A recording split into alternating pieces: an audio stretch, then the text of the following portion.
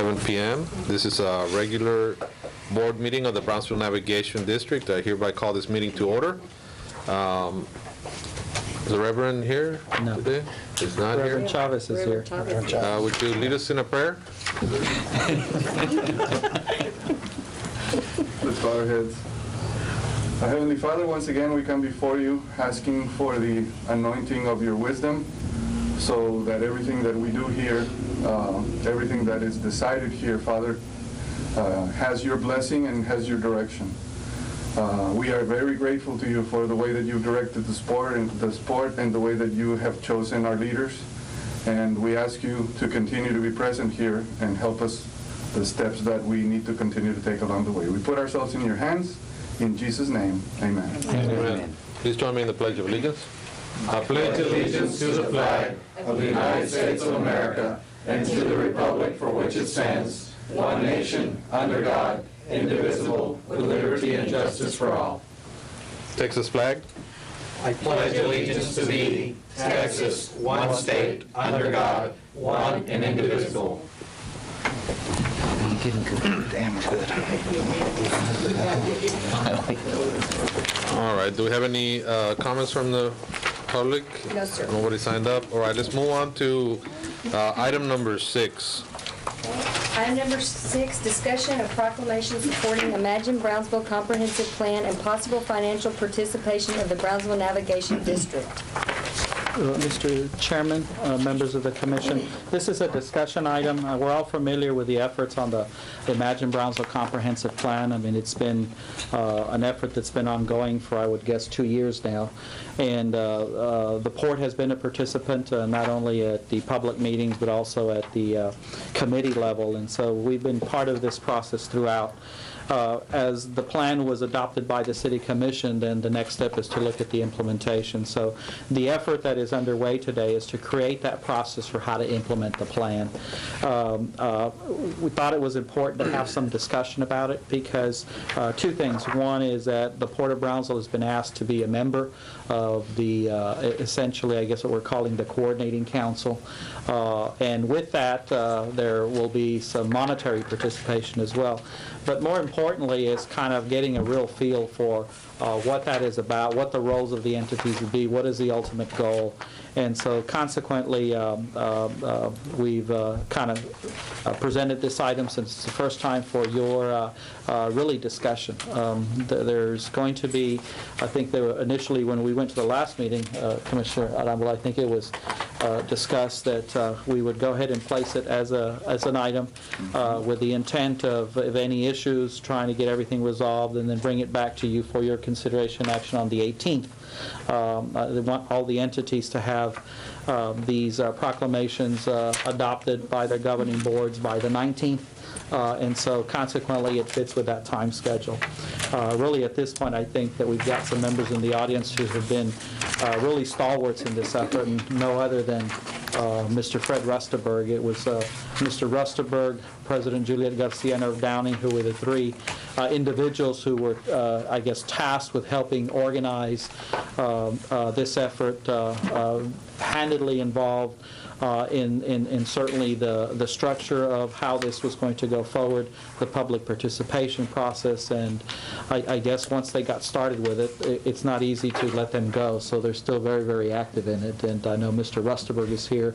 The consultant on the project, the principal consultant was Ambiotech, and Mr. Carlos Marin, and then Brian Godinez, who I guess to a great extent is somewhat synonymous with Imagine Brownsville since he's the voice of Imagine Brownsville, although today lo tienen castigado and they put him in the corner, is also here. So I think with that, I know that Mr. Rustenberg wanted to make some comments about the effort and about the effort going forward, and we can start with that. I know he's on a tight time schedule. So with that, Fred. Commissioners and staff, it's great to be here with you.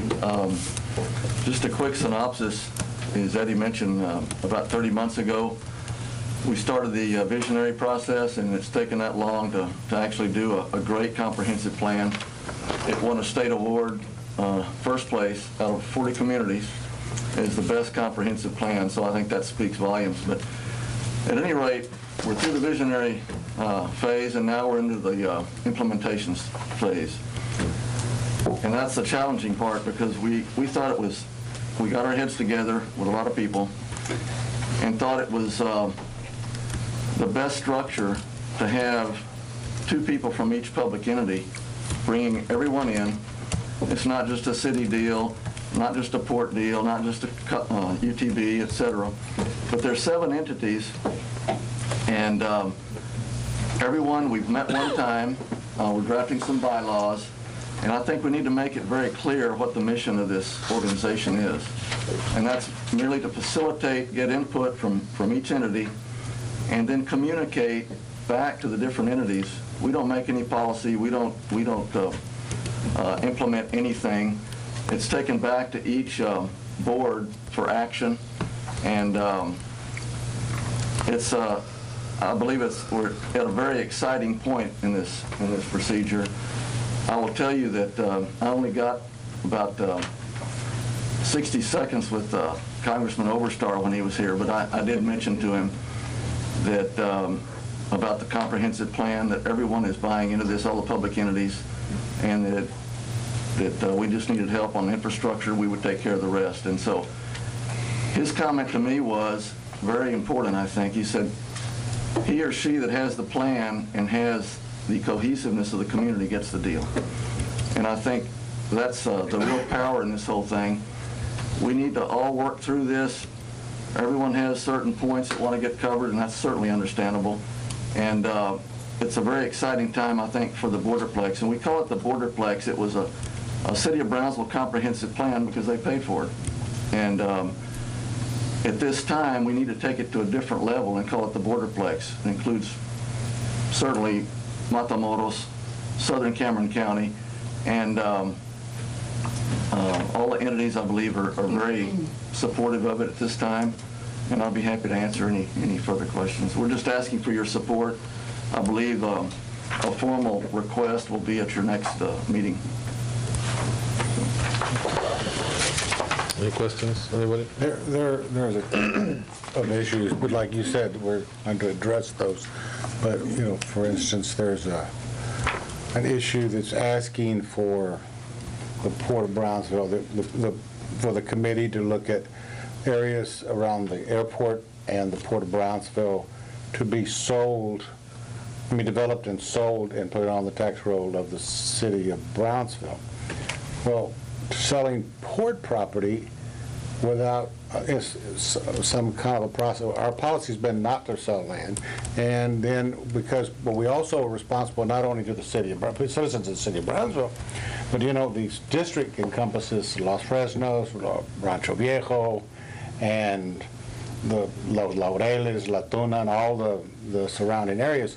So we can't just arbitrarily do that. We're going to do next year a master land use plan, and after that perhaps there will be areas that will be available or that would complement a project that, let's say that there's somebody else has land that's privately owned that's outside of the city that could be annexed, and that they needed some more land they could lease from us, and that might make the whole deal affordable, because we could we're working with BEDC, make a project happen that couldn't happen otherwise.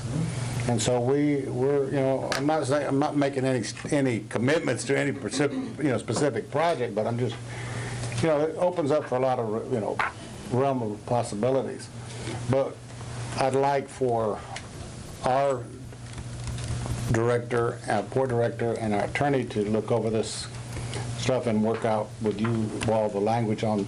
We've discussed some of the issues, and you know, instead of going over them one by one, I mean, there's no need to do that, because those things can be worked out, and well, I think your points are well taken, and it's certainly something that we can work out.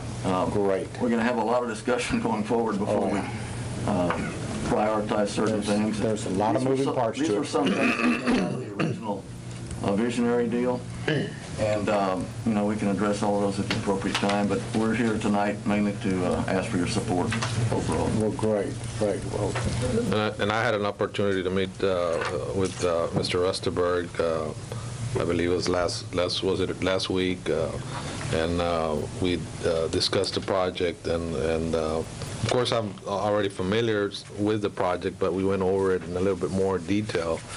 And I think that the idea of bringing all these entities together to work together will make the region that much more competitive when we go to Washington, when we go to Austin, when we're asking for funds, when we're pursuing certain projects and we all kind of stand behind each other, we're more likely to be successful.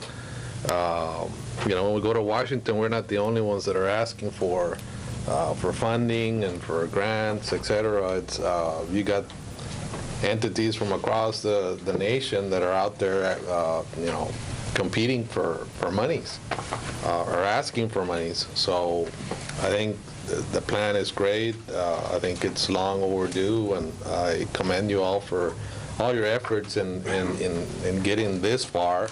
And hopefully we'll get a little bit farther and keep this thing going.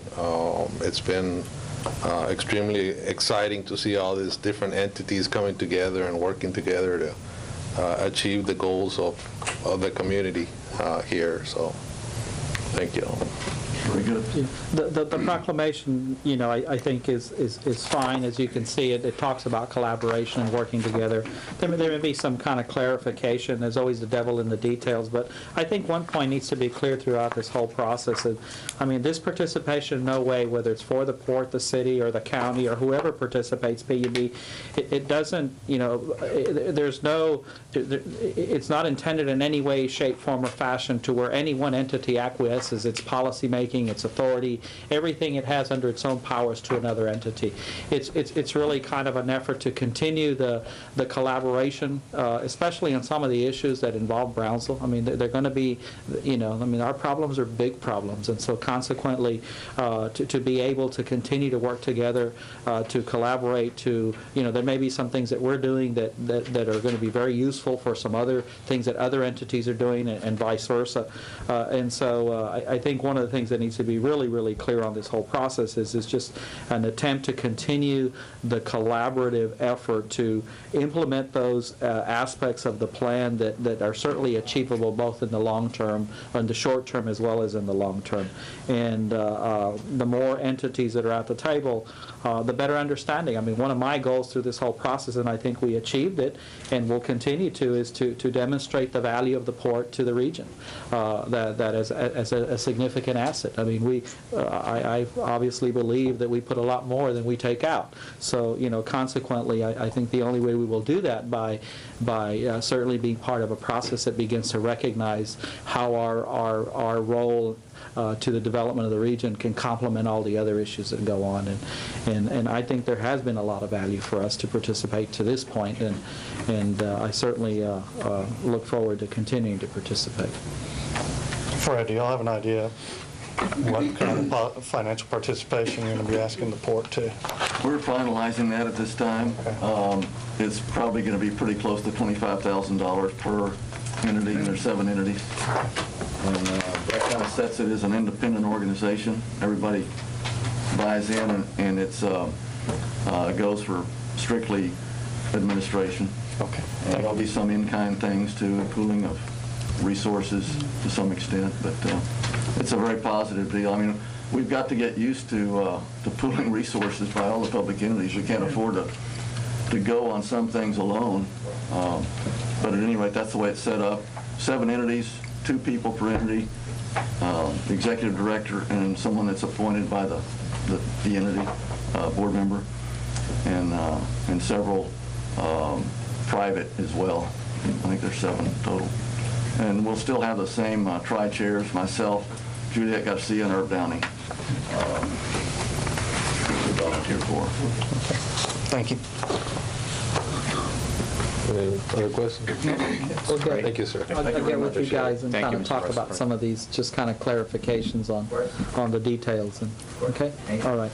Do you want to take item 8? Thank you, Mr. Let's go ahead and take item 8. Item number 8, consideration and action on appointment of Commissioner Martin C. Arambula and Port Director Eduardo A. Capirano to Imagine Brownsville Comprehensive Plan Coordinating Board.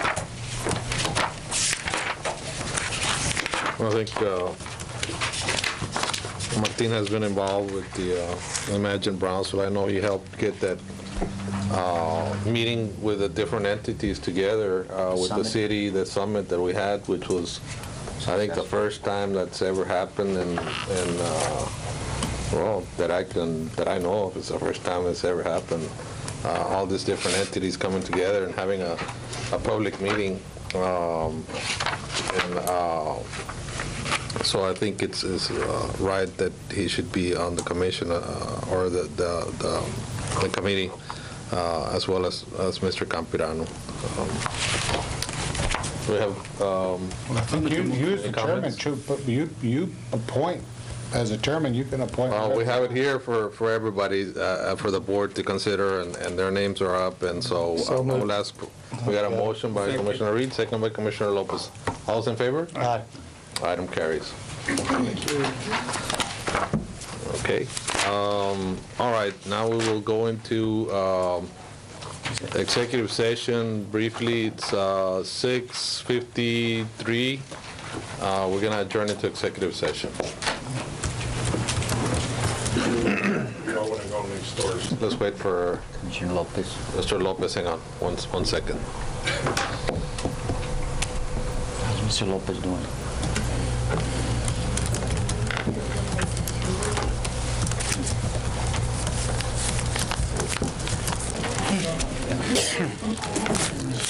All right, we're back from executive session. It is 6:20 p.m. We're back on the regular agenda. Item number 3, receive Port Director's report. Item A, Laguna Madre Water District. I will be very brief, Mr. Chairman, members of the commission. Been having some discussions with the Laguna Madre Water District about utility extensions from their area into our property from east to west. One of the things that we've been discussing is the possibility of doing a planning grant where they'd have an ability to access some funds through the Texas Water Development Board to plan how utilities would be determined and how to extend them. When we talk about Laguna Madre, we're really talking about water and sewer. They are the utility provider in Port Isabel. To me, it makes a lot more sense to think that if we do utilities, it'd be a lot better to come from east to west than to ever think that we're going to extend them all the way up there. Amphels has been looking at a piece of property up there, and so if we do pursue the planning grant, it may be require some funding participation on our behalf. It's like a 50-25-25. So I just kind of want to let you know that we are having those discussions, and if that does come to fruition, then we will present it as an action item. But we thought it would be prudent to begin to look at how we can extend utilities to that area if there's going to be interest in beginning to make some of our real estate up there certainly much more productive as it relates to development. That is all I have, Mr. Chairman. Great. Great idea. Item number 4, consideration and action on the following consent agenda items. A, approval of the minutes of the regular board meeting of October 21st, 2009. B, approval to authorize payments over $25,000. Item 1, Vulcan Materials, payment on limestone used in patio 20 and other port projects in the amount of $104,422.37. Item 2, Rudd and Wisdom, payment on consulting and actuarial services in the amount of $26,974.75. Item C, approval of the following leases. Item 1, Roca Construction Company, amendment. Okay, do we have a motion? So move. We got a motion by Commissioner Cowan. Second. Seconded by Commissioner Lopez. All those in favor? Aye. Item carries. Item number 5, presentation on joint marketing strategy between the Port of Brownsville and the Brownsville Economic Development Council. Mr. Chairman, members of the commission, Jason Hills and Gilbert Salinas are here, and this is a presentation that we had as staff with the BDC. Felt it was important to go ahead and provide this opportunity. We're going to be getting into the budget process, and so if this is something that would be fruitful for the port, and at least we discussed it among staff. We thought it was something that we should take a very hard look at. We do provide funding for marketing. This would be a different approach to use that funds.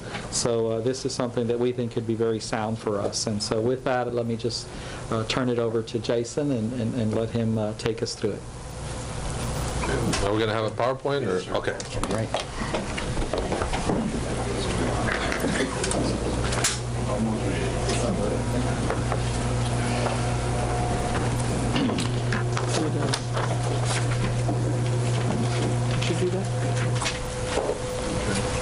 Eddie, thank you very much. Commissioner Masso, and Chairman Masso and Commissioners, thank you for this opportunity. As Eddie has mentioned, we've been discussing with Eddie really over the last several months of how we can better work together and market the community as one. And understand that in our marketing efforts, we're always, part of our marketing is the Port of Brownsville. No matter where we're at, we're talking about the Port of Brownsville. So I'd like to give you a presentation today, and the overview is to talk about some of our market research, our alliances, our tools that we've developed, our relationship marketing, which is very important for us, our generational leads, and our strategy going forward in 2010. And trying to understand what drives the decision makers, and understanding our market is on the industrial development side. And we do touch some commercial, back office, retails, what have you, but our main focus is on the industrial development side. And trying to understand and working with site selectors and understanding what drives decision by the executives. Number one, we find that basically word of mouth is very important. The executives talk with their industry peers as to where's a good place to expand operations, what are good markets. They also read a lot of articles in newspapers and magazines. A lot of times they'll just jump on a plane and go into a community and look around without calling anyone. Then they may call us and meet with groups like ourselves. And also, most importantly, is they're checking websites. They're out there looking at websites before they're picking up the phone and making calls. Going back to 2006, 2007, we formed an alliance with the City of Matamoros, their economic group, CODEM, in the state of Tamaulipas, and where we pooled some funds together and we created Brownsville Matamoros United, creating a brand. And so we set out to start branding the community, and it has been and continues to be Brownsville Matamoros United. And the components we set up was a website, we started developing collateral material, and we started doing direct internet advertising.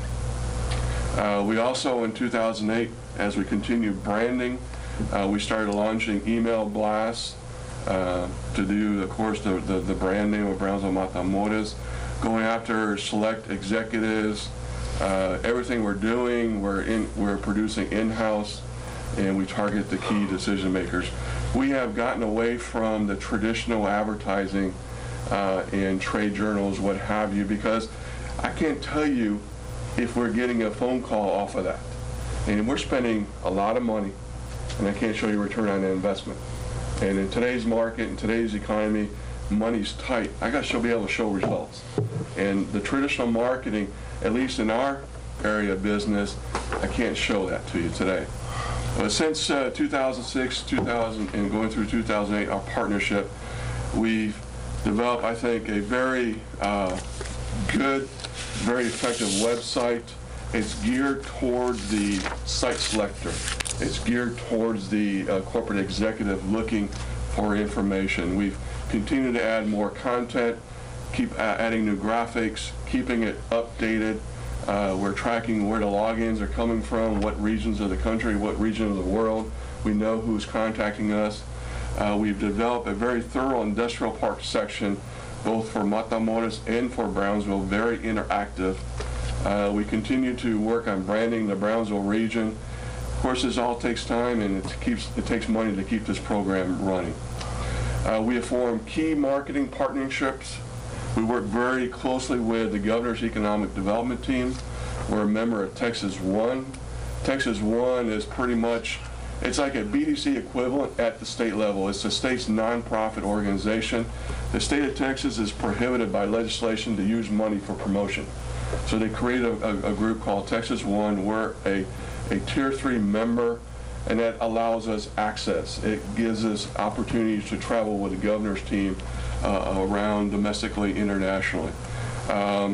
We attend events with the governor and Secretary of State. We just hosted the Secretary of State down here this past October. Just last week, we traveled to New York City with the governor at NASDAQ. We met with site selectors up there. We've done trade missions throughout the country, SAE show in Michigan, and travel internationally with them. And I will tell you, when we do some of our international travels, as various communities go with them, always you'll see the Port of Corpus Christi and his international travels, and you'll see the Port of Houston on these events, and we're there. And when we're there, we're in South America, we're in Europe, we're promoting, as part of the Brownsville community, the Port of Brownsville. Okay? Our partnerships that we develop in Mexico, of course, the city of Matamoros, CODEM, Pro-Mexico is their government's promotional arm. We work with the state of Tamaulipas, and we work very closely with the U.S.-Mexico Chamber of Commerce. Our local partnerships, of course, with y'all, the port, work with the chamber, the CBB, the island, PUB, chamber in Los Fresnos, and the Rio Grande Valley Chamber. Just recently, and the port did as well, we joined the Rio South Texas Economic Development Council. It's a major valley initiative of EDs and cities and counties throughout the region. We're presently working on a marketing plan, and one of the things that the Rio South Texas is doing is going to market and brand the region as the 23rd largest metropolitan area in the country. When you take in what's on both north and south of the border, and marking ourselves as one region, and to bring attention to the region, bring prospects into the region. You get them in here, then you go after them locally to get them to establish in your community. As the 23rd largest metropolitan area, that puts us larger than San Antonio. And so those are facts that people don't know, and we need to get that word out. Okay? Go on. In 2009, we really stepped up our initiative and really have taken our marketing efforts to a new level. And this is where we start coming in with the port and some of our friends from Mexico. You know, we've been building upon the foundations that we laid and the branding of Brownsville Matamoros.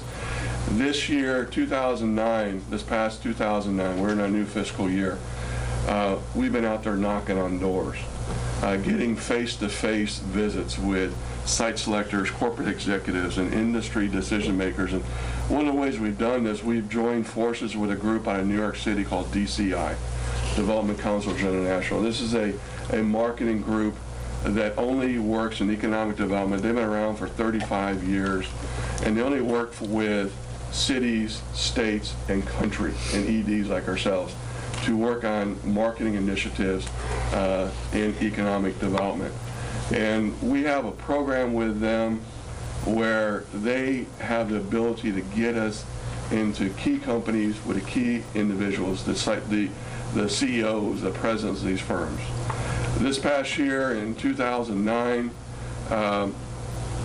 through Texas One, we did 7 missions with them. You can see where we've been. Also did a mission in Mexico City with the U.S.-Mexico Chamber. And then missions that we coordinated through, and these are relationship building missions.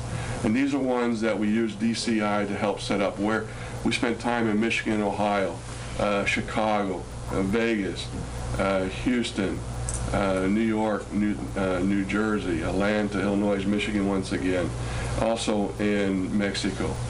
And these have been very effective. This past year, 9 site selectors. We've had 37 face-to-face qualitative meetings in these various regions. And qualitative meetings are with executives, CEOs, presidents. Okay, and that's very important. We're not wasting time going through the layers of command in the company. We're able to get to the decision maker is taking advantage of the money we're spending. We're not wasting time. And every time you pick up that phone call, it costs you money. And so if these guys get right to the president, it's worth the money that we're spending with them. Okay, these are some of the industries that we have visited with this past year. Site selectors, of course, are the number one. Steel companies, logistic firms, medical device, automotive, what have you. Okay. Headquarters that we visited and had meetings at throughout the country. Okay. DCI, we've generated 28 leads through them, directly through our marketing, 7 leads, Texas 1-5, and the Rio South Texas 2. And because of that, we have 5 top projects that we're working on now for Brownsville with potential, where in terms of top projects, these are projects where we're on a short list, where we're in competition with one other site, another state, or maybe 2 other sites. And these are projects where 2 of the clients are Fortune 150 firms. Another one's a UK-based firm, and we're getting ready to be shortlisted on 2 other projects that we've been working. And these are leads that we've been working through the state of Texas. In 2009, we had a coordinated 4 trade missions. This means that we reached 505 companies directly. These are companies that have been identified in the markets that we're trying to go after in the geographic regions that we've been marketing to. These companies have been identified as companies that are in a growth mode, are trying to expand their operations in the next 12 to 36 months. So I had those 505 companies identified. We had 498 meaningful dialogues with them, meaning that we spent quality time on the phone with them. When I say we, our marketing team, DCI, had quality time marketing them. 7 companies we could not reach, 197 that have no interest in Brownsville, but that's okay. We get information, we learn from that. Why not? Okay, maybe not today, but a few years down the road. We have the name of that company, and we put them in our database, and we continue marketing them now with e-blast, bulletins, what have you. We had 37 face-to-face appointments. From that now, 8 active projects, and we also have 2 pending meetings that we have not been able to just coordinate meetings, but we're going to go out and meet with them. And just to give an example, we met with a multinational firm up in Chicago back in September. And this firm is a French-based firm with operations throughout the United States, Mexico, and of course Europe. And we met with the vice president of real estate for this corporation. And this was the first time that they ever took a face-to-face meeting with an ED like ourselves. And so she was very interested in our marketing strategy, because the way we got to meet with her is that DCI marketed to her boss's boss. And that boss said, you need to meet with this group. It sounds very interesting to meet with this Brownsville Matamoros group. And so we started talking about our strategy. They found it very interesting. They thought it was a good strategy to be out there in the face of people, especially during this economy. And we started talking about, she receives all these magazines from site selectors, or expansion magazines, site selection magazines. They receive all kinds of letters from states, communities with funky gifts saying, hey, locate in our community. And I asked her, how many times have you picked up the phone and called off of that? Not a single time. But it kind of verifies and validates the fact that you can spend all this money in ads. Doesn't mean you're going to pick up and call you. Okay? It's the face-to-face approach that we're finding very, very effective. And that's what we're trying to do to a new level for 2010, starting in January this year. And we are looking to partner closely with the port and also our friends at Codem. We've already met with them and gave them a presentation, and their indication is they're going to join us. And so what we want to do in recruitment missions that we have established through DCI is go from 4 to 13 recruitment missions this year to reach out to more than 1,600 companies. And if our math stays true from last year to this year, it means we'll have over 1,500 meaningful dialogues with companies. We'll have 500 companies that have no interest, but we'll have over 100 face-to-face appointments. And what we want to do is have the port join us and be part of those meetings, not just us talking about the port, but the port having a seat at the table when we're out there knocking on these doors. It's a very aggressive schedule. It's not just going out for a day. You're going out sometimes 3 days, 4 days, 5 days, because you're all over, say, the Midwest. You're driving or flying in between locations. And you have to prepare before you go out. You have your meetings. And when you come back, the most important thing is the follow-up. You can spend all this money going out there meeting these people, but if you don't follow up, you're wasting your money. And that's where it takes a lot of time. Okay? So the plan of action for 2010 is basically identify our target industry, utilizing the work that Imagine Brownsville has done as our key market clusters to go after. Take the Port of Brownsville on the road, get national, international media coverage, build and foster relationships, knock on doors, and influence influencers. When we go out and meet with companies, we go out and say, we're Brownsville Matamoros. Of course, they've already been pre-screened. That's why we got the meeting. And, you know, we may not be a fit for you, but unless we're out here talking to you, you're not going to know who Brownsville Matamoros is. We need to be in the face of companies, and that's what we're doing. And so our business recruitments and trade missions so far we have scheduled for this year, you can see we're going to be all over the board, all over the country, around the world. Things that we're scheduling, a foreign press visit. Actually, we just had this past week. We had 8 journalists, international journalists that came in. They did spend the afternoon at the port. They toured the port. They spent time at AmFels. They spent time at Esco Marine. And this is another way to bring media here and also go out and meet the media and to allow them to see firsthand what Brownsville Matamoros is like. And if they write editorials, articles on us, that's better than any kind of ad that we could run. So we have a recruitment and media tour planned for New York, New Jersey in February. We'll be in Latin America. We'll be doing a recruitment mission in Ohio and Michigan again. Another thing that we want to do, CoreNet is one of the leading site selector organizations, international brokers organization. And they're going to have their meeting in New Orleans. And through the work of DCI, we want to host a dinner of 12, 15 of the leading site selectors in the country, where it's just Brownsville Matamoros out to dinner with them, having a chance of one-on-one with these people and developing those relationships. We'll be in Europe also, and of course Mexico is very, very important to us, and we need to continue our efforts in Mexico, not just Monterrey, but Saltillo and other parts of Mexico.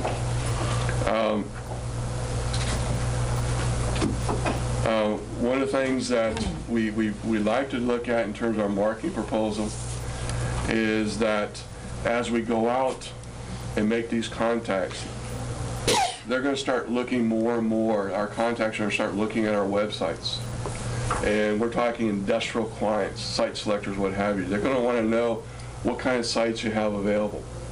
And right now they can click on our website and get a very good interactive feel for industrial parks that we have in Brownsville and Matamoros. So one thing we're lacking is the Port of Brownsville. I know it was mentioned, Mr. Cowan mentioned about going through a master plan land use.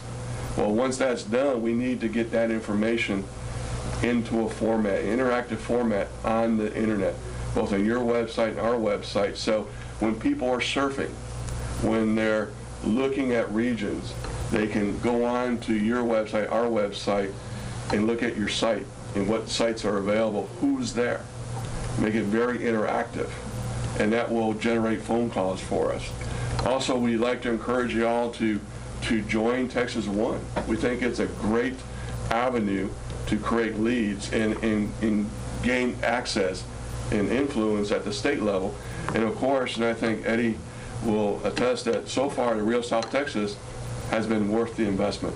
You now see other communities in the valley considering the Port of Brownsville as their port, not just someone like McAllen saying, well, our port is Tampico, Altamira. Okay.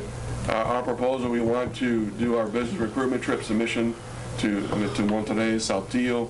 As I mentioned, host the site selectors at the Coronet Summit in New Orleans. Look at the recruitment mission to Brazil and possibly another South American country.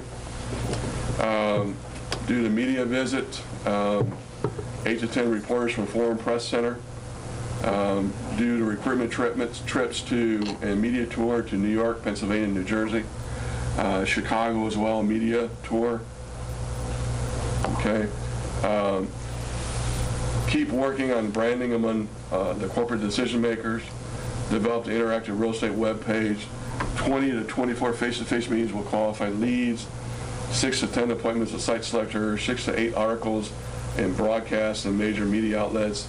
Dinner with site selectors and exposure, increased opportunity for site visits. We've already, through the BDC, we've already committed $170,000 to this program to increase our effort for this year.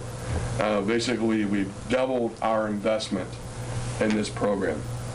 We've met with CODEM, we've asked them for $80,000, and we've met with the port, and we're looking at $92,000. $80,000 are for the trade missions, and the $12,000 is to develop an interactive website for the real estate.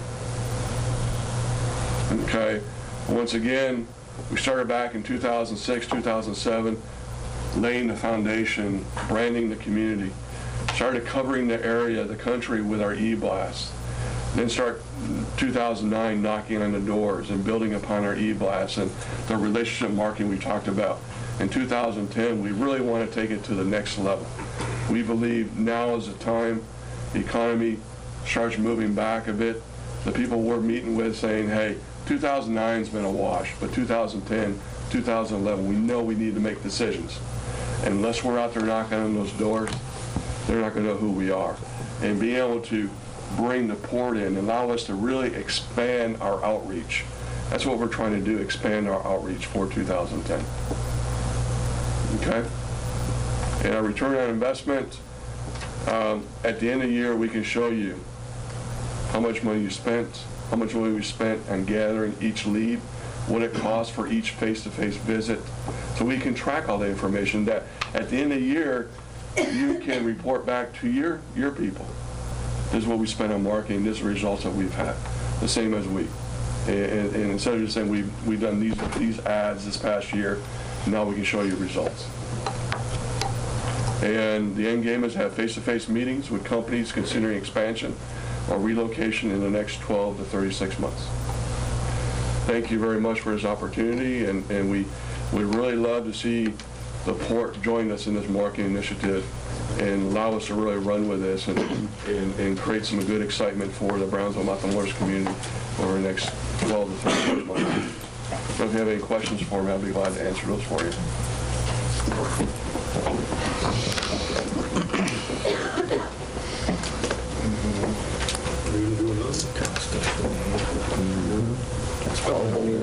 Taking that international.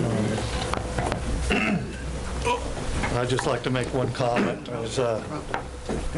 As someone, as Eddie knows, is always pushing marketing and trying to take us to the next level, which I know this whole commission wants to do. This is a very, very good project. I know Jason and his staff have been working on it for the last 3 years, and I think I was on the board when the BDC board when this first came to us, and I think it's a great project, and it's going to have some great results. In fact, I know one of them has already somewhat landed here in Brownsville, and so hopefully we'll consider it and move forward with it. We appreciate the consideration. We've been, I don't hesitate to call on Jason about a lot of issues. I mean, I've often said that other than the port, the only other entity that's probably marketing us more than us is them. And of course, we have our tenants that go out and market us as well.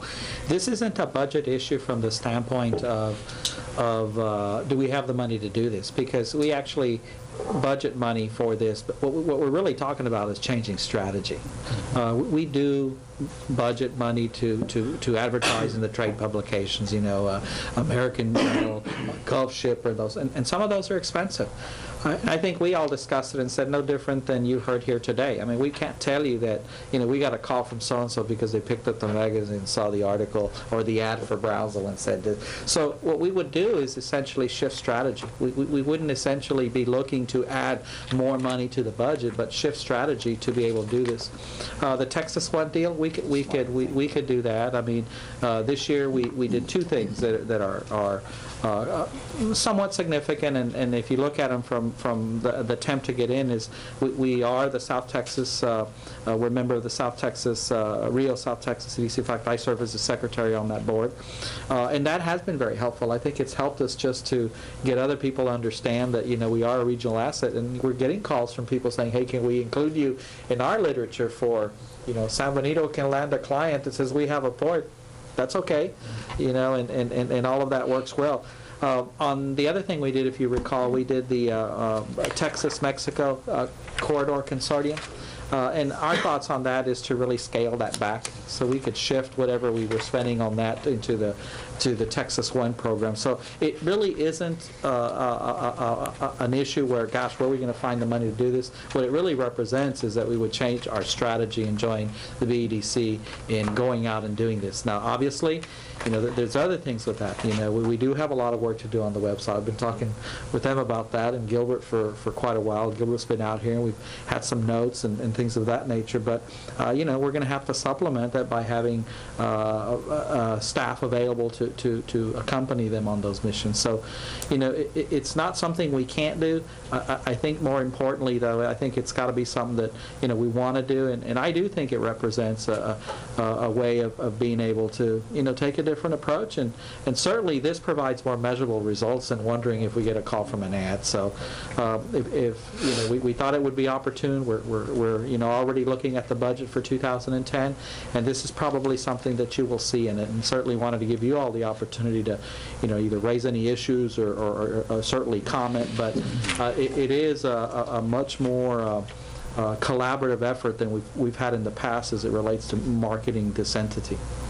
And the only other comment I'll make is that, if you noticed already the Imagine Brownsville and looking at how we can use that as a tool, it's represented Exactly. in this. So, that continues that effort to collaborate, where the community's out trying to brand itself. So, we had Jason and Gilbert come in, we met as staff, and we were certainly thinking that this is something that could work for us, and given the alternative, there's no reason why we shouldn't try it.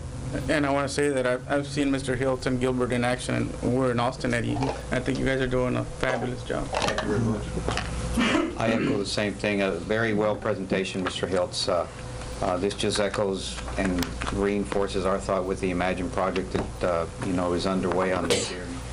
I've seen you guys in action, and even in Austin, we were all there as a collaborative team with from the university to you guys, the port, city, the county.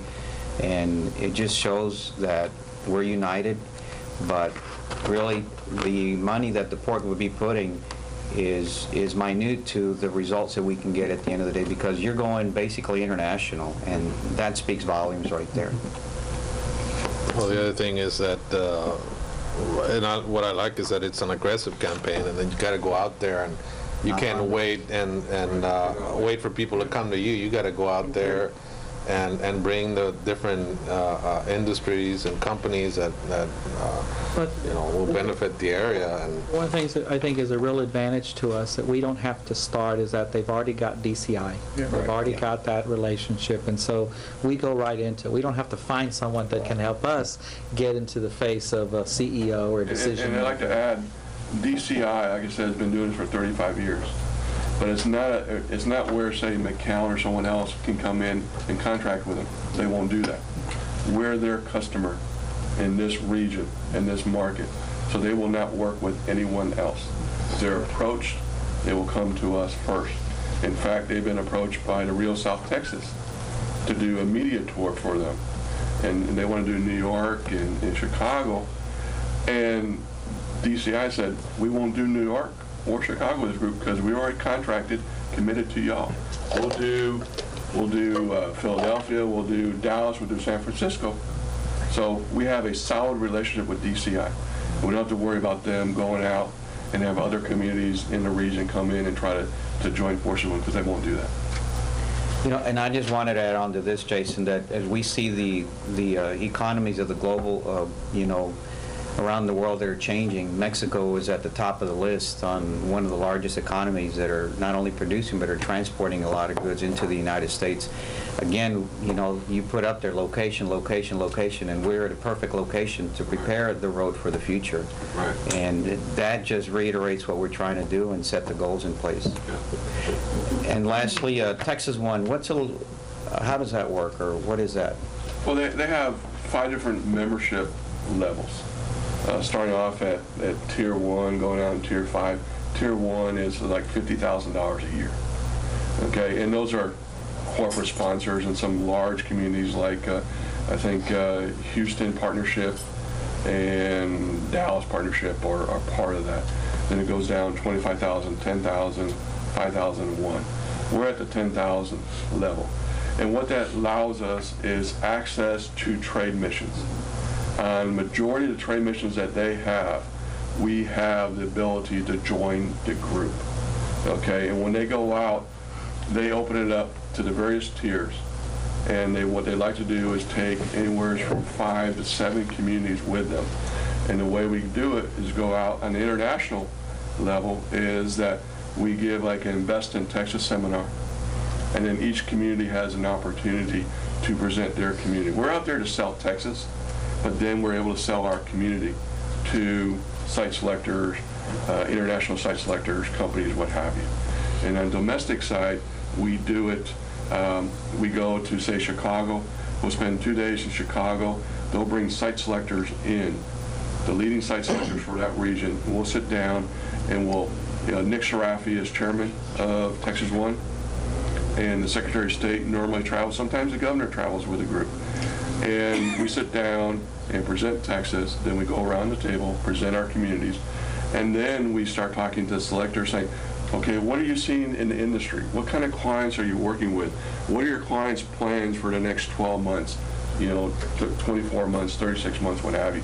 So we create that dialogue, develop that relationship. When we walk away, we know who these people are, they have an idea who we are, but then it's up to us to then take that relationship to the next level, follow up with, and make sure that anytime something positive happens in our region, that they get an email blast. This is going on in Brownsville, Matamoros. If we make a change to our website, or we add a new interactive website for the port, email blast goes out. Hey, check out our new website. Check out the exciting new interactive website for the Port of Brownsville. Those kind of things that keep our name in front of them and develop those relationships and call them. And Texas One has been very good to us. In fact, because our relationship with them, no other Valley community has been traveling with Texas One like us. Our friends up in McAllen, they're not members because they believe that Texas One should go to them. That Texas One should bring the site selectors to them. Okay? Our approach is, no, we need to go to them. They need to know who we are.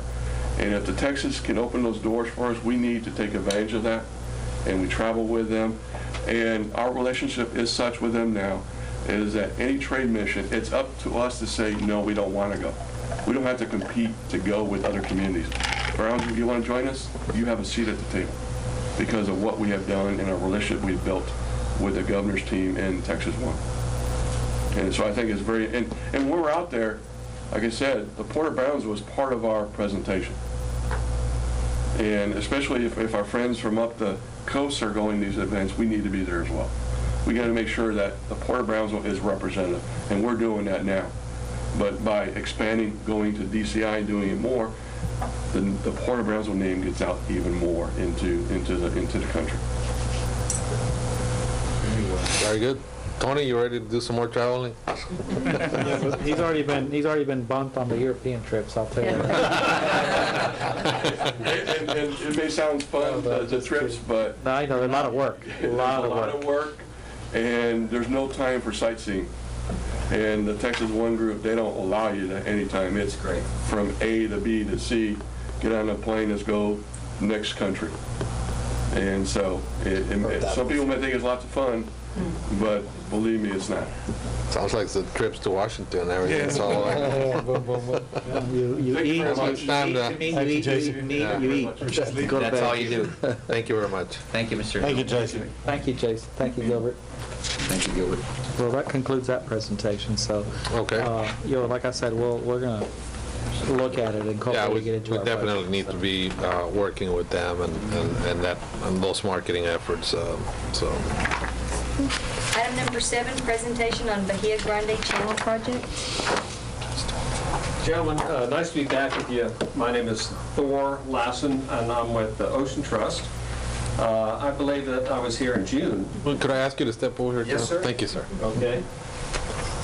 My name is Thor Lassen with Ocean Trust. I believe I was here with everyone in June to give you a little introduction to the Bahia Grande.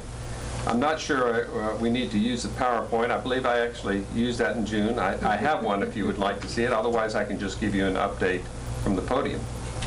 If that'd be... Do you all need to see the Update would be fine. update's fine? Okay. All right. Let me raise the screen. Oh, you guys. Anyway, Ocean Trust is a small foundation. We've been working in the valley since '95 on various projects, sea turtles, mangroves, and got involved in the Bahia Grande restoration about 2000. I've had the pleasure of knowing the people in the navigation district and the staff, and especially working with you all on turning what was a dusty basin off of 48 into a nice estuary. At least it's heading that way, and it's kind of appropriate that I'm talking at this point in the agenda after we've just been talking about marketing this region to corporations and things, because I think this is a project that does improve the quality of life in the area, and I think you see it just by nature of everyone that's starting to gather in that area. The birds coming back, and at least the dust, at least from the Bahia Grande side, being eliminated, not all of it. So I just want to give you a quick update. I mean, it's been a major partnership that's generated awards. As you know, as you walk in the lobby, I saw the award from the Department of Interior to the Brownsville Navigation District, and there are other recognitions that have come forward to this community for this improvement that we all have worked to accomplish. When I last spoke to you, I was here with someone from GLO to talk about their interest, and they've been one of the partners that we've relied on for federal funding, and this has been a project, ironically, that neither the Fish and Wildlife Service or the port has really had to put any of their money into. We've not asked that. We've been able to bring in federal funds, private foundation funds to do most of the work up to date. And as you know, the port, with some NOAA funding, was able to open up the pilot channel, which brought some initial water into Bahia Grande, and that at least took care of the dust problem. It has brought shrimp and crabs into the near region there. Not nearly what it can be. This shallow water basin does react to salinity changes in the summer. Salinity goes way up, and so there are some limitations on actually the extent of the recovery and the number and size of species that we could expect. The whole objective here was to try to restore tidal influence throughout the basin, throughout all three of the basins here. As you know, we did the Ocean Trust with some funding support. You can't really see this, but those three basins were connected with internal channels that we completed, I think, in 2000, which brought water into those basins. There are a lot of other things that we have on the list to be done to improve that region and make it more functional, make it more accessible to the public, and turning it back into a thriving estuary. The next key phase really is enlarging the pilot channel into a permanent channel that will increase the tidal exchange from 2% up to 30% and really have a dramatic impact on the type and the extent of the species throughout the Bahia Grande. Obviously, Navigation District is a principal partner here because this is your property. And so I think everyone who's been working on this recognizes that, and we want to continue to work with you all in moving forward. Newest and latest development, and let me just say that in the interim, we've been working with Blanton Associates to try to do some initial pre-permitting work so we can identify some of the issues that have to be resolved. Ocean Trust has a small grant that we were able to bring to the table, but for the major funding, we were looking for the federal government to support this initiative. That has been through the Coastal Impact Assistance Program, CIAP, and Camden County did submit a grant proposal through GLO up to Mineral Management Service, and we just got word last week that those monies are going to be coming forward. That's $2 million of state money and $389,000 coming to the county that's been earmarked for the Bahia Grande restoration. So that's a significant investment that we have available to direct towards this project. We're kind of at the stage where before any of that money can be released, we need to sit down with the Navigation District and talk about some questions about how this is actually going to proceed and move forward. What will this channel look like? And I know from the Navigation's perspective, they had some, at least talking to the staff, how will this impact our land ownership? What sort of easement and arrangements will be made? There's been initiatives in the past to try to generate at least the ability to recapture mitigation credits. I'm not sure there's been a lot of progress in that area, but it's one of the issues that I think people are aware of that has to be resolved. There are other issues that need to be addressed so that we can move forward, because I don't think that we will actually get the cash in hand until we do have some sort of a resolution and agreement with the Navigation District so that we can get the federal agencies to release the money, and we can go ahead and move forward and try to continue the progress that we've made so far. So the big news really here tonight is that we do have commitment of funds, and we're at a point where I at least wanted to come and say where we need to sit down and work something out with the board, with the commissioners, and with the staff. And it's not Ocean Trust. I'm just a facilitator. I'm a small foundation, happy to be here. It's mainly with GLO and some of the other partners. So that's kind of where we are in the whole process. And we met earlier, just the other day I was at GLO, and then I stopped and met Blanton and here earlier with the staff, and wanted to give you at least an update in terms of where we are in that whole initiative. It's been a lot of progress so far, and we'd like to continue to work with the BND and continue the improvements that we've already made so far.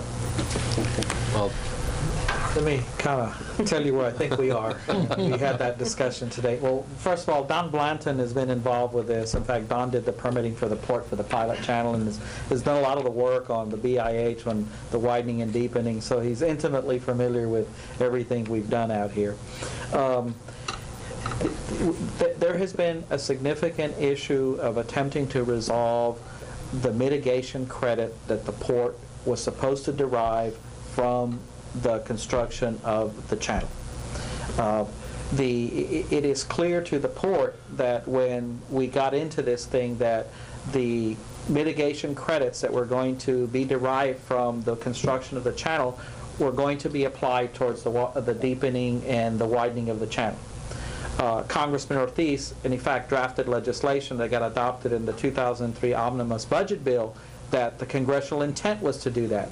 Somehow or other, that language got tweaked, and so now at the federal level, there is really no consensus or no real direction or nobody really wanting to take the bull by the horns is the best place to say it, to say yes, that in effect. In fact, when we were doing our feasibility scoping meeting for the widening and deepening project for the Corps to consider even keep going forward on our widening and deepening feasibility study, that was an issue that came up at the Galveston Corps level and remained unresolved.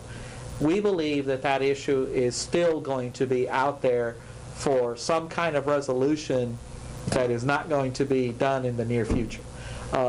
There's been some talk about trying to change that language to simply say, well, the heck with the BIH, just say, the Port of Brownsville can realize those mitigation, and it can apply them to any project it wishes. But like the other day we got into the discussion, I mean, to be able to do that, it is going to require an act of Congress. We've got the money, we've got the project. The GLO, from what we learned today, is looking at sometime in 2010 initiate. So what we need to do, we believe, is to develop a new strategy on how we're going to get this done.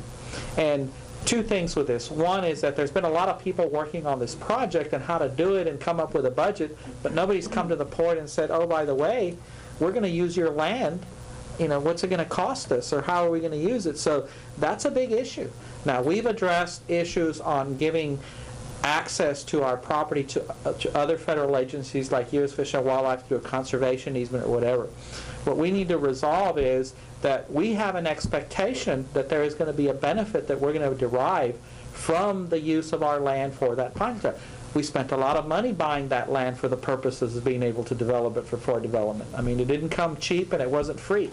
So we're at a point where I think we were talking about is taking it to the next step and to really sitting down with a GLO, they're going to be the ones that are be involved, and to try to hammer out an agreement that says, how is this land going to be treated? Are we going to get compensated for it? What responsibility is? We particularly don't want to get stuck with having the responsibility of maintaining the channel. Yeah, that's what I was going to ask. What are the liabilities of its use? We already know just right now that it's a recreational amenity. You see fishermen there all the time. Well, when it gets wider and deeper, guess what? So there's some concerns on our part. And to some degree, what we wanted to kind of post today is that we almost need to have, again, a change in strategy and get off of this issue about trying to arrive at the mitigation credit from the original project, because that's going to take years to resolve. The mitigation bank, the comment period on our mitigation bank closed Monday. And so, we're going to start to get those. That project is not something that we are for sure that it's going to go forward. We haven't begun to develop, what kind of comments, if we're going to make changes, what's the cost, what's the market, all that other stuff. So that could be years to resolve too. And if they're ready to get going on this, we're going to have to sit down and hammer out an agreement. I think Daniel is going to have to be part of that discussion. But unless you tell us otherwise, our expectation is that, the land ain't free, and we expect some kind of benefit for its use, and then to be able to address our issues with maintenance, liability, to be able to preserve our right, if we ever in the future, to extend services past that, to service our other areas on the other side of that channel, and essentially, protect our interests to the extent that, we can make this project work. But to expect that everybody's out there going to do all this and the port is just going to roll over and play dead and give them the land, that's never been an expectation on our part. So we're at that point where we really need to sit down and kind of have that real discussion with the folks and say, how are we going to handle this? And this is what we expect to get out of it.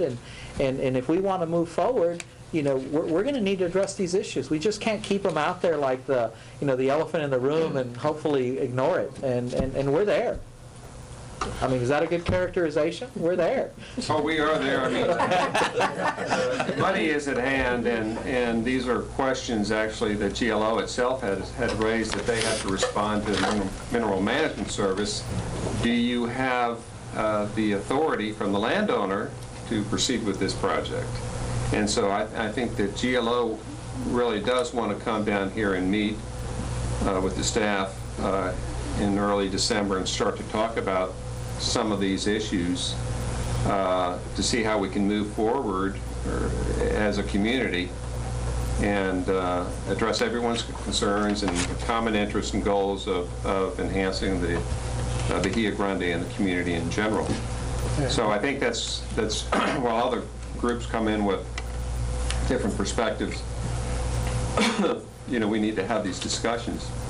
Some people will come forward with federal funding, which they have, and I think that we're at that point where we need to sit down and figure out a way forward so that everyone's comfortable and no one feels We exposed. don't know how much land because the engineering design hasn't been done. We don't know how the project will lay out. So, I mean, there's still issues that need to be done as a kind of, I think the description we used earlier, or you all used, was that, when you build a house, you have plans and a budget, and you own the land. You can build a house on the land that you either acquired or gotten permission from the owner to do. Well, there's a budget out there, but there are no plans. There's certainly no permission from the owner. Nobody's approached the owner, so by the way, can we build this channel on your land? And so, we're going to have to, I guess, have to have those serious discussions now. How deep was their original channel? And how deep is it today? Well, I think that the one they have there is like 4 feet deep or something like that, and it's like 60 feet wide was the original. Yeah. 3 feet. Yeah. Yeah. 3 feet. Yeah. And And it's still 3 feet, or is it still 30 feet wide. It's wider now. but the permanent one is going to be like 12 to 9 200 feet, feet 200 wide, feet wide, 9 Okay, feet deep. okay, yeah. And I would say that, at least the interaction I've had with some of the partners, whether it's the refuge or the county, is that there's always been recognition, at least when the discussion had always been on providing mitigation, that there was always a recognition that and support for that. It seemed to get stuck at the core level in terms of how that was going to be moved forward. And so as Eddie just said, there's maybe the hopes that that was going to be a way to provide some compensation, or maybe become into some doubt. So we're at a point where we have to have an honest conversation with people about, how do we move forward together? I have a question. I said, if the United States Congress sets the laws and how things work, if they can be overruled by a bureaucracy and administration. The fourth branch of government. Yes, the fourth branch of government. I think that it's most appropriate that at this stage we assure, because before we assumed, and now we need to assure where we're going to be when we do this, when we jump, we're going to land, and what's going to happen.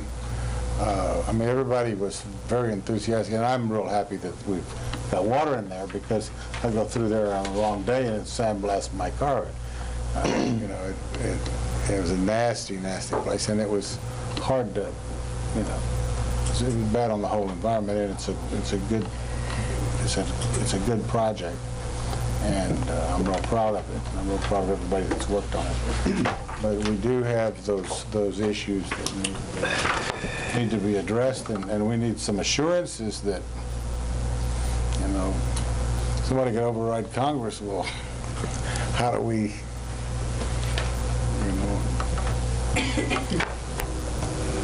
I'm just I understand completely. I'm a middle person here, and It's just a message. I believe that Eddie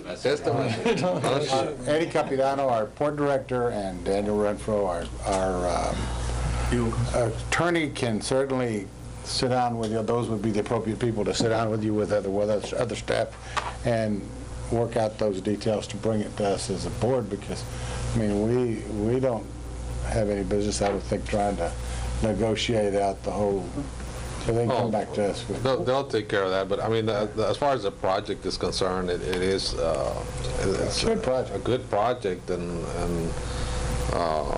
it's been a good project. I know it's got some problems. You have some problems with the salinity levels, and you need to get some water flowing, I guess. You need a better water exchange, and so I think that's been part of the problem.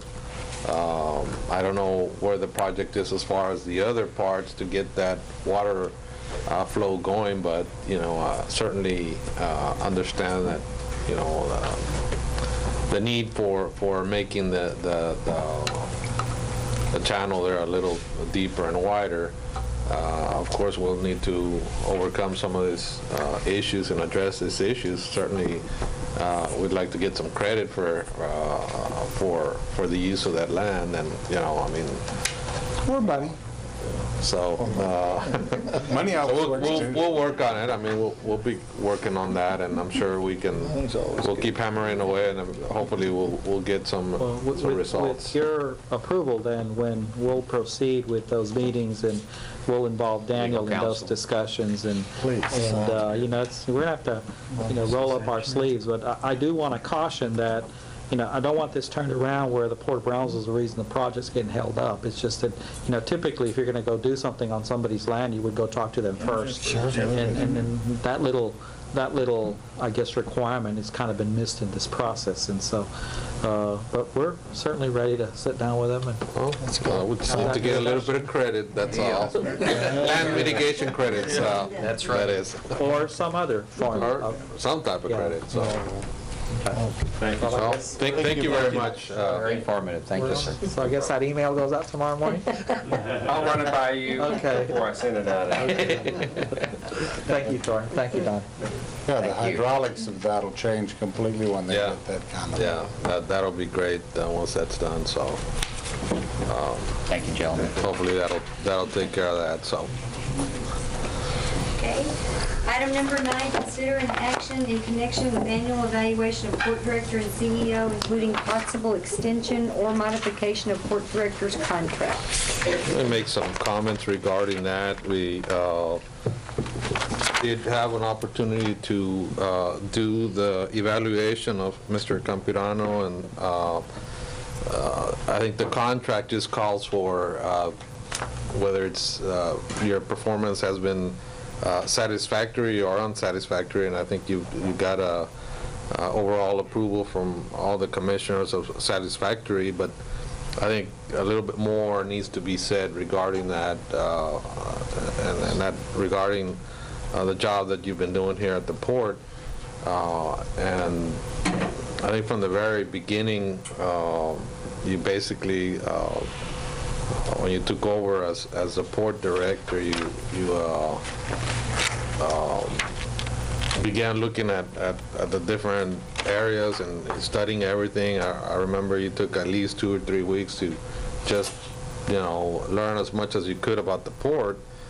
And then you came back and started hammering away, and you had meetings with everybody, and I think you turned this port around and for the better.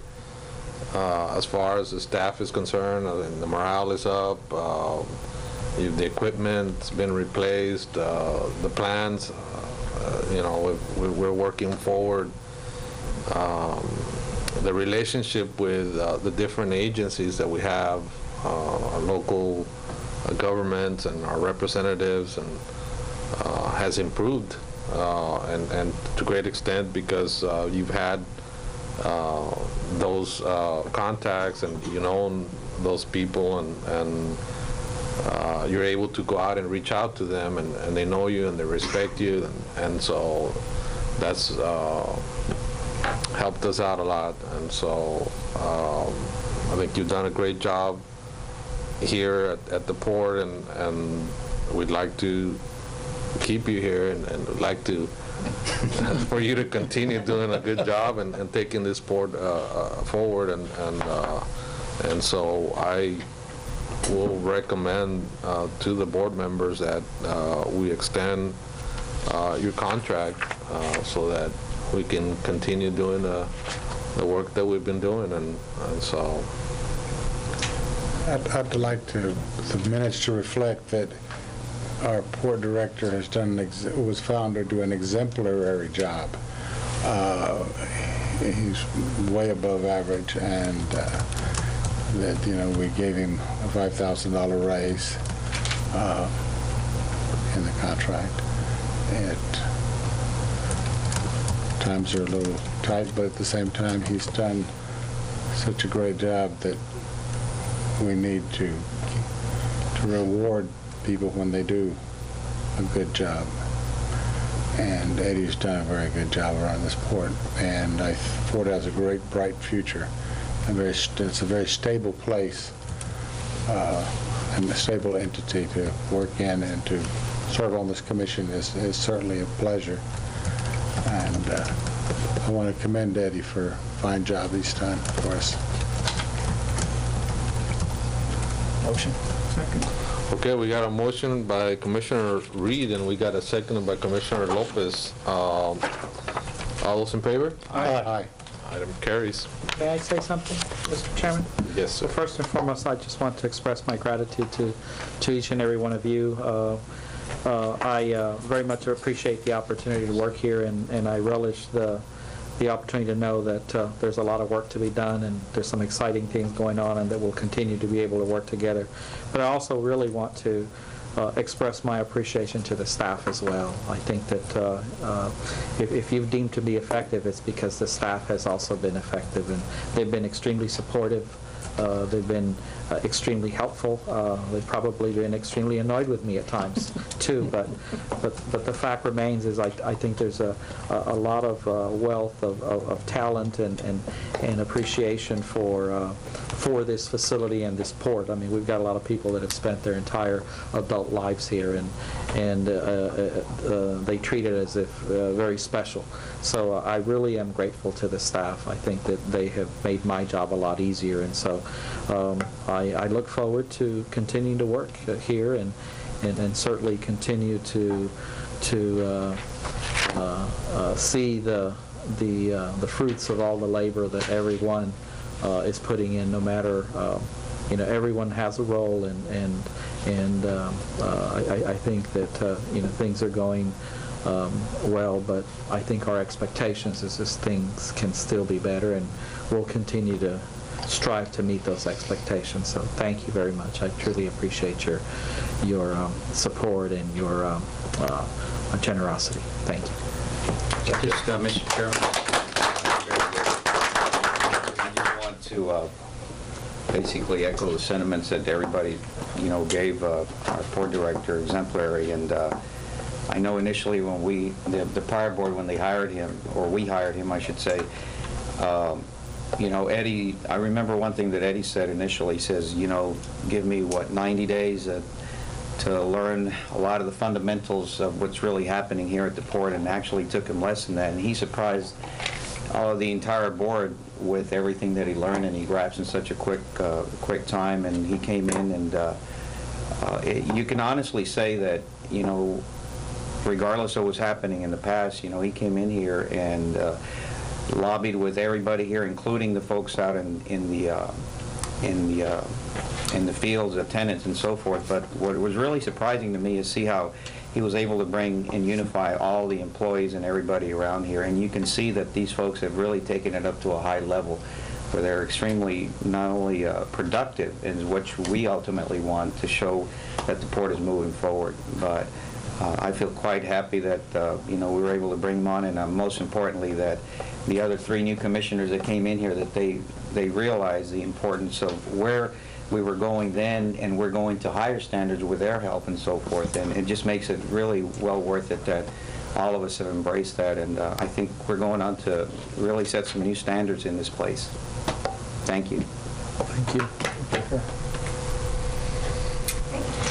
Item number 10, consideration and action on applications for renewal of solid waste collection and disposal license to Red River Services Corporation, GMS Waste Disposal, Allied Waste Services. In our tariff, when we revised it, we put in a solid waste disposal license. We have 3 initial licensees, and they now come in for their renewal. As part of their licensing, they have to provide us their license with the state. They have to keep us informed as to where they have authorization to take the trash that they pick up and dump it. They have to submit a share of their charges, and they have to have their trucks with liability insurance, and they also have to have our port entry permits on their trucks. These 3 have submitted their application fee, and they're ready to be renewed. I have a question. I know the city of Brownsville, they request bids for their garbage pickup. and they get a percentage of the revenue from that garbage pickup. Have we ever looked into that, and if so, why don't we We've do done something something? similar to that. We haven't actually gotten a percentage. It actually ended up costing us to do that. We have had sole vendors out here who were given like a franchise. What has ended up is that our staff becomes responsible for all the problems that our lessees incur.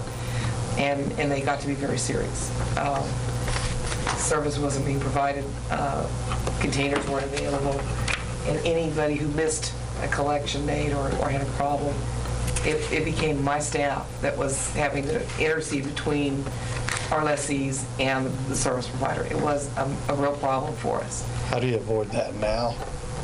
I've got 3 vendors who will go out there and they market themselves.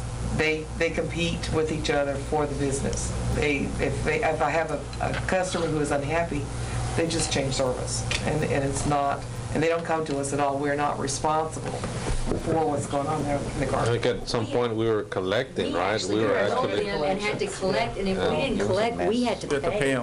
So we were financially responsible. Well, I can tell you one of the issues with certainly the city's issue is the collection aspect, because what they expect you to do is pay them on gross, and so they want you to front it up front, and if the customer doesn't pay, you're out that money. And so we had a long discussion. I know last year during the budget process this came up, and why, one, the port's past experience has been that you have poor service, non-responsive, and, again, you limit who they can go to. This seems to be working well because it's the tenant's choice, and the tenant can, and as long as these are reputable vendors, they're licensed, they have all the insurance requirements, it's their service that's going to deem whether they're going to be successful out here or not. Because if they're not, then the customer's not going to use them. To somebody else. So this is probably more of regulating a service than looking at the service as a means of being able to generate revenue. If we wanted to look at it as a revenue stream, we could attempt to go out for franchise and try to close those gaps. But inherently, there are issues with one provider. We all have a history of, I was just curious what's happened. Because we have a total of, about 150 tenants, 200 tenants? How many We've got about 270 tenants. 270 And the level of service they require, varies from. And so, I think with the city, John, they make like $20 or of what they charge. They get I know $3 they have or a $4. residential provider and a commercial provider and then PUV other collects for them or something like that. Yeah, but I was just more curious what, you answered the question. And they have a bigger pool, too, because every retail store, everybody, they have a little office chain and they charge everybody in there a fee. And they may not need it, but they still charge them. I mean, if you go to build a house, that meter charge automatically gets tagged garbage service. If you're a retail customer and you go get a permit to build or meter, automatically gets tagged. And there's a lot. I can tell you by my past experience at PUV, there was a lot of issues with service and billing all the time. No, y'all, you've answered the question. Been there, done that. And also, the tenants have the ability here, if they want to put something in a trailer and take it to the dump and pay it themselves, they can do that. So, because it's very close by, so. Not a problem. All right. Any other questions? We got a motion by Commissioner Lopez, I'll second that motion. seconded by Commissioner Cowan. All those in favor? Aye. Item carries. Item number 11, consideration and action on assignments, negotiations, easements, subleases, and contracts in general. Item 1, Lasagne Enterprises, Inc., Luis Victor Villarreal, doing business as South Texas Fabrication and Sandblasting and Painting, authority to negotiate. Mr. Chairman, Commissioners, Lasagne Enterprises under contract 3643 is negotiating the sale of their improvements to Luis Victor Villarreal, DBA, South Texas Fabrication and Sandblasting and Painting. They're requesting a release of lease. Mr. Lasagne is requesting a release of their lease are negotiating a new contract with Mr. Villarreal. So I'm asking the board to give me authority to negotiate with this company and authority to prepare a release of lease to St. Enterprises. Okay. Where's the property at that they're, is it in The shrimp It's at the shrimp basin. it's right on the, Yeah. okay. This area. Where we fixed those, Yeah, that's where they had the dog problem. They had a, Yes, sir. First one. that's why, yeah. Okay. So moved. All right, we got a motion by Commissioner Arambola, seconded by Commissioner Lopez. All those in favor? Aye. Item carries. Item number 12, consideration and action to approve change order number 3 to the contract with BND Paving Company for the Fishing Harbor Road Rehab Project. thank you, sir. I got it. Just a little adjustment. Mr. Chairman, Commissioners, this will be the last change order for this contract. One of the things that we anticipated was that we were going to have some sort of an increase from the pre-construction conference on the quantities for the overlay because of the lack of crown that I explained earlier, and I think I explained it in the last meeting. If you look at the table on the second sheet. The sheet you were handed out is the revised, not Yes. the one, do not look at the one in your package. So that is the revised one. That's, yes. Yes, I apologize. Well, yeah, the tabulation that you got on your packet was basically what I had as of last Tuesday, actually, because I went out of town last 3 days of last week. So from then to now, we still made some additional adjustments. One of the issues from the previous table to this one is that I was arguing over some tonnage of the hot mix tickets, and they finally justified everything that they needed to justify to me, and that's where we have the new amount. Now, if you look at the last table actually shows you each of the change orders, of the 3 change orders, and what each one entailed, and how we arrived at the last amount. So what we have right now is basically a total increase of all 3 change orders of $89,424.20 from the original contract price of $424,000, $361.58, for a total contract amount of $513,785.78. That represents, if you'll notice there on the table, an increase of 21.07% from the original contract amount. And like I said, today I had my last meeting with the contractor. We added a couple of minor items today because there was no striping that was provided for on the central entrance to the fishing harbor, and we added a little bit of that. That's already in here. They haven't done it, but it's already in here. So everything that we can foresee up to this point is here. So this will be the last change order. All right. Is the whole project, is it all complete already? Well, they finished the overlay, as you know. They did most of the striping. We went through their punch list. They're going through the punch list basically right now. There's a couple of items that they needed to address. Today they were pouring the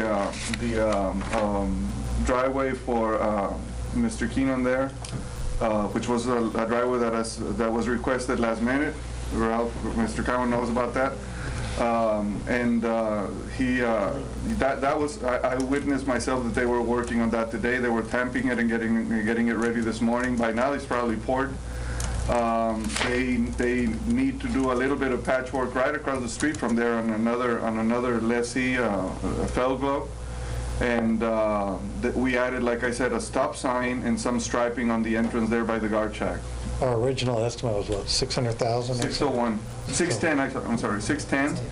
So we're now at, 513. We're almost a little bit less than $100,000 below the original estimate. Okay, that was the estimate, not that, those weren't the bids, right? No, that was the We're talking about estimate. Yeah, no, the bid was the 424. That's what we budgeted, okay. Yeah, the 424 that's in there is the bid.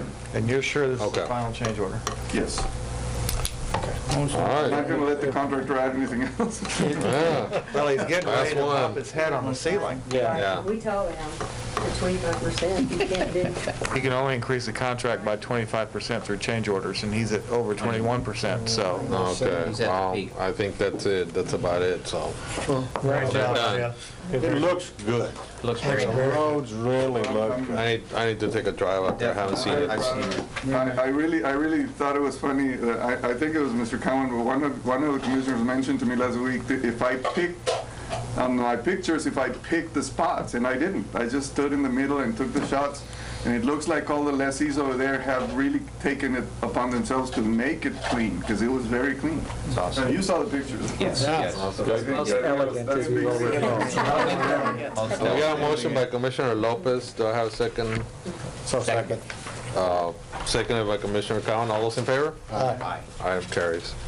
Item 14, possible action on matters or items discussed in executive session. Now we already took care of that. 15, public comment period. Nope. We just want to introduce. Oh. Lindsay Price with leadership, I guess it's junior leadership? No, it's the same thing. Oh, did you? I'm sorry. Leadership Brownsville. Tell us a little bit about it.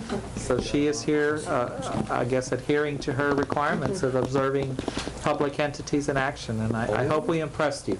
Very much so. I look forward to visiting the court, and I want to. Well, great, great. Thank Any you. comments? Thank you. That was my comment. Very good. Well, thank you for being here, and we're glad to have you there.